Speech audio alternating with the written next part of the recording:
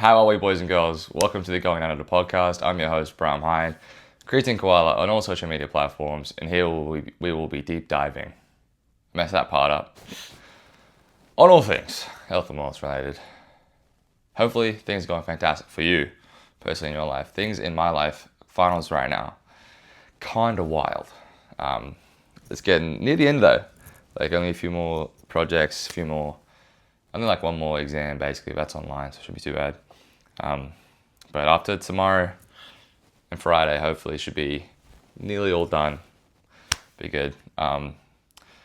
Also, I wanted to tell you guys, Devil May Cry on Netflix, gas. So good. It's like an animated series about an old game that I know some of my mates used to play. And it's sick. It's pretty cool. Do I sound stuffy right now? I don't know. But yeah, today's episode 17? Yeah? Yeah. Wow. That's crazy. Is all going to be about how to structure your workouts. Because I feel like that's a huge issue that people run into, is they don't know what to do when and how to balance things out. I know I've kind of previously talked about it, but I kind of wanted to lock in on some key stuff. This episode shouldn't be too long. I mean that this time. I do also have to go and eat and then do some more work and shower, and then I have a friend's birthday celebration that I'm going to go to. So that's going to be fun. Shout out. I don't know if I can say her name on here. I don't really want to, but I'm not going to do that. I don't have her permission to do that. So I'm not going to do that. But she's awesome. I'm going to celebrate her. And yeah, but first thing I'm going to talk about how to structure the actual workout itself, but then also how to structure the week of workouts. So I'm going to focus on the macro scale first, then go to the micro. So the macro scale of the week, how to pick the days of what you want to do. If you're just doing resistance training, it's a lot easier because you don't have to kind of balance out when to do what or like what to do when. If you're doing resistance training, all it is just picking a split. So if you don't do a 3-day, 4-day, 5-day, or 6-day, I wouldn't recommend doing a 7-day. You can do a 7-day. I wouldn't even recommend doing a 6-day, honestly. 3 to 5 is perfectly fine. It's going to work for literally everybody and their mother. But 3-day splits is a full body split, basically. 4-day split, usually an upper lower split, or push-pull legs and full body, which I don't see that a lot, but you can do that if you want. And then a 5-day, like a push-pull legs. It's also a 6-day push-pull legs, rest, push-pull legs. But also a 5-day split can be like a push-pull legs, upper lower. That's personally what I've been doing kind of right now. I'm doing a chest back, shoulders, arms, quad focus leg day, rest, upper, then hamstring focused lower day. That's kind of what I've been doing past like 6-7 weeks, and I've really liked it. I really enjoyed that. Just wanted to get, because I love it. I love a shoulders and arms day. And I was like, how can I kind of incorporate that while also getting my chest and back volume in? And saw a video about a guy who did the split that I just explained. I was like, give that a shot. And I really liked it. I really have liked it for a bit. I'm going to change my split. This is kind of going off track. I'm going to change my split now to a more full body split, because I just want to kind of focus more of my time into other things and still get quality work in, which I'm still going to be able to. Wait. Just pop my ears. But if you're also planning to do endurance work, like cardio work or speed work or something like that, it is important to structure your days in which one isn't affecting the other. I personally would want to do a run or a bout of cardio in the morning and then in the afternoon do resistance training. Just because I feel like, for me personally, I know it is also pretty prevalent for other people that cardio doesn't really affect resistance training if it's spread out by far enough. But if you do cardio and then wait an hour and then do resistance training, or do cardio then straight do resistance training, then it will affect it. If that's all you have time for, like that allotted piece of time is the only like way you can get both in, then do it, because they will hinder each other. But whichever one you do first is the one you're gonna have to. This is the one you want to prioritize. If you want to get better at running, or if you want to get better at cardiovascular health, that's the one you want to do first. Or if you want to get stronger and have that first, so then you're prioritizing that. Doing the cardio after would still kind of affect it. It will affect your recovery at least, but it's still okay in terms of long-term goals and that kind of stuff. But you could also, if you want to do endurance and get really, really good at that, I would advise decreasing your resistance training load by doing a 3-day or 4-day split, just to maximize the amount of rest time you can get from each session, and also you can kind of fit in runs on either off days or, like I said, in an AM PM kind of way. But doing both isn't impossible. It is something you have to consider though. But if you really want to do both, and you can't fit in any other way, doing both at the same time, I would recommend doing resistance training first and then your cardio work. But if you really, really want to hone in on the cardio and really get good at that, then obviously flip it around. But my personal recommendation for just the average person who just wants to get cardiovascular benefits from it, do it after. That's my personal recommendation. But getting into the micro now, getting into the actual workouts themselves, if you're doing resistance training, it really depends on your goals. So whether you want to get strong, whether you want to get really fast and like powerful, or just hypertrophy, that's where exercise selection and exercise order starts to differ for each thing. So if you want to focus, because obviously you can build speed and strength at the same time, but if you're doing speed work or plyometric work, do that first, because that's it's gonna prime you for your other exercises. You will get a little bit fatigued, but not as much if you flip it around. If you do strength work first, then your plyo and speed work is going to be pretty much in the bin. You obviously can still do it and get benefits from it, but your times, flight time, all that, muscle production, power production will drastically decrease if you do strength work first. I mean, think about it. If you do a 3x5 on a deadlift and try to do a box jump, to be cooked. If you do it the other way around, your deadlift might take a little bit of a hit, like a little bit. Or honestly, for me personally, when I do sprint work and plyos, I feel a lot stronger because of the muscle potentiation that happens. Like your muscles start to get primed for exercise and get like really springy. So it helps with power production. So that's what I would do if I was aiming to get strong. Like if I was aiming to build strength, but my main goal is to increase my vertical or increase my speed, is to do that first. You can also do French contrast with that kind of stuff. So you can go doing a pretty thorough warm up and then doing like plyometric, doing weighted but lightweight, moving it fast, and then doing something heavy, and it's probably going to move slow because it's heavy, and then doing that for sets. That's what French contrast is, and it's been shown to have pretty good results. I've done it previously with my basketball team, and it was really cool. It was really nice. You feel great doing it too. That's what I would recommend if you're doing that kind of stuff. But if you're just doing strength, then focus on the compounds first. Because those are the most fatiguing to your CNS, your central nervous system, and those are the ones that you want to get really strong at. So the earlier you do them in your workout, the more primed your body is to recruit motor units that's when your first few sets in that, when your body is most primed to recruit motor units. So doing that earlier in the workout and doing the one that you want to get the strongest at first is the most important. So that's the ones I would choose. That's also, if you're trying to just in general, just work out, doing compounds first.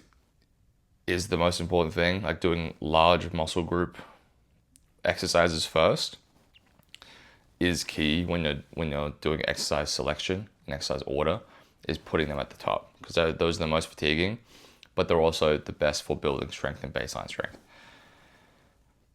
And where's my brain going right now? Yeah, so that's for strength and also general. But if you're a bodybuilder or you really want to build up a certain body part, this is also kind of where it's completely dependent on what your goals are. Is, say, if you really want to build your shoulders, then do them first of the workout, because that's when your body is the freshest, and again, it's going to be able to recruit motor units the best. So it's going to have the best chance to grow from. So if you want to grow your shoulders and doing military press and lateral raises near the start of your workout is where you're going to get the most benefits from those. But if you are doing I'm going to segue into splits now. So if you're doing split, like a different kind of split, so 3-day split, when doing exercise selection and exercise order for a 3-day split, doing compounds first, larger muscle groups first in your workout, do them earlier, and then doing the smaller ones. So doing your chest press, so like a bench press, and pull-ups and deadlifts and squats and leg press. Those are the ones that are going to be earlier on in the workouts. In the middle of the workout, it's going to be the other kind of accessory movements, like shoulders, hamstrings, that kind of stuff. And then going into these smaller body parts like the biceps, triceps, calves, rear delts, traps. Those are going to be at the end of the workout. So that's how you kind of want to structure a day, and then doing that over the 3 days. And then you can also alternate between upper and lower. That's personally what I would recommend, because then you're obviously not fatigued. You're not going from bench press to lat pull down, or to pull-ups to lateral raises to then doing your squats. Go bench press, squat, pull up, RDL, that kind of thing. Like, so then getting that contrast between upper and lower, and you're not fatiguing one part of your body to an extreme to where it's just cooked. But when you're doing an upper lower split, again, it's the larger muscle groups first. So on an upper day, you would want to do your bench, incline bench, or your pull-ups and your lat pull-downs first, because they're the larger muscle groups, chest and back. And then going into your accessories, like your shoulders, arms, whatever, doing those secondary, and then still prioritizing which one you want to build the most first. So in terms of when you're doing an upper day, you go probably chest, back. Those are the two big muscle groups, and then you go the smaller muscle groups, shoulders, rear delts, traps, arms. If you're someone like me who has always kind of had a bigger chest, I always do my back work first. I want to build my back up more, and it has worked wonders for me. My back has grown tremendously in the past few months, just because I've been doing pull-ups first, then chest press, then lat pull down, then incline dumbbell press, then a high row, something like that. That's worked wonders for me, that kind of order, just because I really want to build my back and my back width, not really necessarily my back thickness as much. Just want to get my back wider so I look jacked and huge. But that's how to do an upper lower split. And then it's the same goes for a 5-day split, 6-day split, push pull legs, anything like that. That's more bodybuilding style workout, so you're just focusing on whatever muscle you want to build predominantly. But smaller muscle groups that aren't really heavily fatigued, like your biceps, like the rear delts, you can put them near the end of the workout because they recover quickly and you're able to hit them a lot more, and they're also not too heavily involved in everything else, because everything else is like pull-ups. You do get a little bit of bicep activation, but it's not too much to where you won't be able to smash out a set of curls immediately afterwards if you needed to. But if you are focusing on your back development, get the back work in and then do the biceps, that kind of thing. It's not too complicated, but knowing the difference is important, and knowing why you're doing certain things in order is important, because I feel like a lot of people know that they should do compound movements first, but not why. And that's kind of the why. You do compounds first because they're the most fatiguing and the hardest to do, and the most work is put on to your body, because it's a lot of them are full body exercises if you do them correctly, and your body is the most primed to perform those without injury. And you're obviously going to be fatigued after you do them no matter what, if you do them right. If you do them with the right intensity, do them with the right sets and weight that you need, then you will get fatigued, and it will affect your other exercises. Like if you do an exercise, for me personally, like my shoulder press I used to think it was pretty weak. That's always just because I did it in the middle to end of my workout, because I was just focusing on bench and all that kind of stuff first. But when I've been doing my shoulders and arms day, my military press is one of the first things that I do on those days, and I've had a full day's recovery from my previous workout, and my military press is actually a lot stronger than I thought.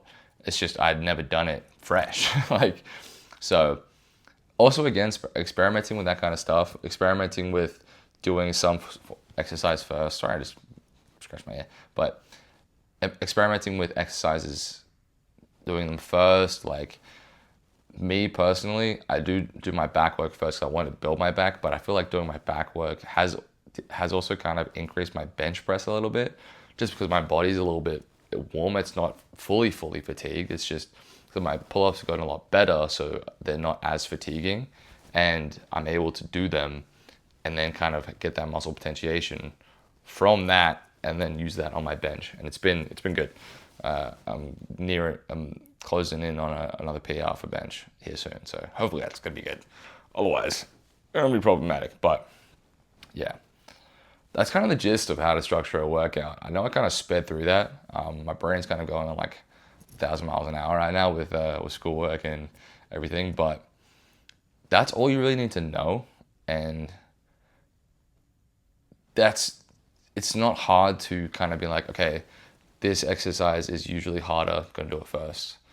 This exercise is a upper movement, so I'm gonna do that with a lower together, like maybe superset those, and then just going from one to the other. It's not too drastic, but you'll see a lot of programs that are messed up in those kinds of ways. So as long as you know how to look at an exercise, be like, hey, I just hit shoulders, and you're like, okay, well, I should then do something that isn't shoulders. You should do a different movement. You don't have to hit 4 back movements in a row and then 3 chest movements. I feel like that's pretty redundant, in my opinion, not very smart.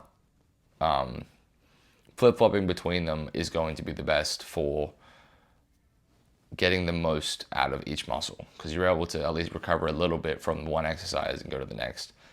And if you're not doing that, then if you're doing like a whole back day, you're probably an IFBB pro bodybuilder, then you also have all the time in the world to go to the gym, which I know a lot of people don't, which is why I'm providing the help.